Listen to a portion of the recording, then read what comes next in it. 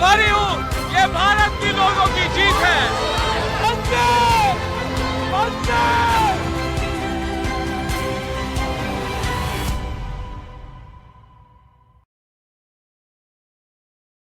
नमस्ते दोस्तों, मैं आपका स्वागत करता हूं आपके अपने YouTube चैनल एंटी इंडिया में।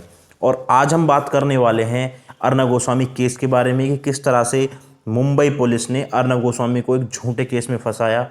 क्या सच में अर्नब गोस्वामी ने अवन्य नायक को आत्महत्या के लिए उकसाया था या वो पहले ही फाइनेंशियली क्राइसिस से जूझ रहा था? तो इस वीडियो में बात करने वाले हैं, वीडियो को अंत तक जरूर देखिएगा। तो दोस्तों, इस बार 3 दिवाली हैं, एक बिहार चुनाव की, एक अर्नब गोस्वामी के रिहा होने की और एक 14 नवंबर की। तो सबसे पहले मैं बिहार की जनता को धन्यवाद देना चाहता हूं कि आप 10 लाख नौकरियों के झांसे में नहीं आए। आपने एक राष्ट्रवादी पार्टी को चुना, जबकि लॉकडाउन में सबसे ज़्यादा परेशानी आपको ही हुई थी।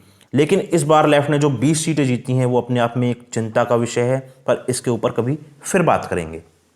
तो कल सुप्रीम कोर्ट में जो भी हुआ वह अपने आप में अनोखा था। जस्टिस चंद्रचूड़ कल मूड में थे क्योंकि वो भी इंसान हैं और देश के लोग अर्नब के साथ हैं।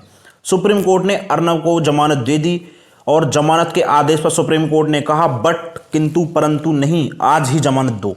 उसके बाद जस्टिस चंद्रचूड़ ने कहा, ऑन रिकॉर्ड कहा और कड़े शब्दों में कहा कि अगर आज हम इस मामले में हस्तक्षेप नहीं करते हैं या हम अर्नब को बेल देने में देरी करते हैं तो हम विनाश के रास्ते पर चले जाएंगे। जब कपिल सिब्बल ने कहा कि अर्नब का चैनल हेट स्पीच को बढ़ावा देता है तो जस्टिस चंद्रचूड़ ने कहा, आपके घर में टीवी का रिमोट है तो चैनल बदल लो, वो चैनल देखो जो आपको पसंद है। उन्होंने कहा कि किसी की विचारधारा अलग होने का मतलब यह नहीं है कि आप उससे आज़ादी का अधिकार छीन लें। लेकिन इस केस में हमने देखा है कि संवैधानिक अदालत भी ऐसा करने में नाकाम रही है। उन्होंने बताया कि वेस्ट बंगाल में एक औरत ने ममता बनर्जी के लॉकडाउन की आलोचना की थी, उसे किस तरह से जेल में डाला गया था। तो उनका साफ मतलब था कि राज्य सरकारें अपने फायदे के लिए संवैधानिक अदालतों का प्रयोग कर रही हैं। लेकिन कपिल सिब्बल ने जस्टिस चंद्रचूड़ पर तंज कसते हुए कहा कि आपके पास इस मामले में पहले से ही स्ट्रॉन्ग फीलिंग है, जिसके जवाब में जस्टिस चंद्रचूड़ ने कहा कि भूल जाओ, यहां अर्नब है, हम एक संवैधानिक अदालत हैं। अगर अदालत किसी की पर्सनल लिबर्टी की सुरक्षा नहीं करेगी तो कौन करेगा? यहां अर्नब की जगह अगर कोई आम आदमी भी होता तो उसे भी इतना ही अधिकार होता। उसके बाद जस्टिस चंद्रचूड़ ने एक बहुत बड़ी बात कही। जस्टिस चंद्रचूड़ ने ऑन रिकॉर्ड कहा कि उसकी विचारधारा जो भी हो, मैं तो उसका चैनल नहीं देखता, लेकिन इस मुद्दे पर अगर आज हम हस्तक्षेप नहीं करते हैं तो हम विनाश के रास्ते पर चल पड़ेंगे। आज हम हाई कोर्ट को भी यह संदेश देना चाहते हैं कि अपने अधिकारों का प्रयोग व्यक्तिगत स्वतंत्रता के लिए कीजिए। एक के बाद एक केस में हाई कोर्ट ने अर्नब गोस्वामी की निजी स्वतंत्रता को नकारा है।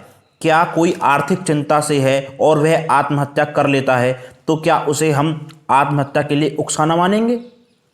आत्महत्या के लिए उकसाना और सीधे प्रेरित करने के लिए साक्ष्यों का होना यानी सबूतों का होना जरूरी है, जो कि पुलिस के पास कोई सबूत नहीं है।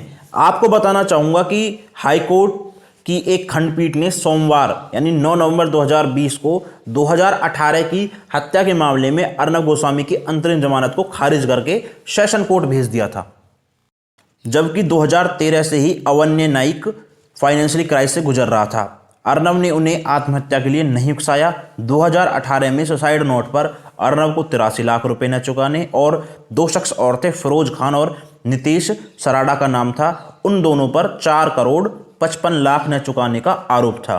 ध्यान देने वाली बात यह है कि यह मामला 2019 में बंद हो चुका था क्योंकि इसमें अर्नब के खिलाफ कोई भी साक्ष्य नहीं मिले थे। लेकिन अब अर्नब को चुप कराने के लिए यह मामला फिर से खोला गया था। यहाँ पर ध्यान देने वाली बात यह है कि अर्नब और उन दोनों आरोपियों के बीच में कोई संबंध नहीं था। अवन्य नाइक की कंपनी पहले से ही बहुत ज़्यादा घाटे में चल रही थी, जिसके कारण अवन्य और उसकी मां मानसिक रूप से परेशान थे। उसकी मां की कंपनी में हिस्सेदारी थी तो मां का गला घोंटकर और खुद को फांसी पर लटकाकर उसने अपने आप को ख़त्म कर लिया। कंपनी 26 करोड़ के घाटे में थी और उन्होंने अपनी वार्षिक रिटर्न देना भी बंद कर दिया था। तो अब आप समझें कि मानसिक रूप से परेशान और दबाव में आकर उसने आत्महत्या की और नाम उसमें अर्नब गोस्वामी का आ गया। क्योंकि अर्नब गोस्वामी को महाराष्ट्र सरकार सबक सिखाना चाहती थी। तो दोस्तों कमेंट में जरूर बताएं कि आप अर्नब गोस्वामी की रिहाई से कितने खुश हैं और आप मानते हैं नहीं मानते कि इस बार 3 दिवालियां हैं। और अगर आपको ये वीडियो पसंद आई है तो ज़्यादा से ज़्यादा लाइक करें, शेयर करें और पहली बार अगर मेरे चैनल पर आए तो चैनल को सब्सक्राइब जरूर कर दें और बेल आइकन को प्रेस करना बिल्कुल भी ना भूलें, जिससे आने वाली वीडियो की नोटिफिकेशन आपको पहले ही मिल सके। जय श्री राम दोस्तों, जय हिंद और हैप्पी दिवाली।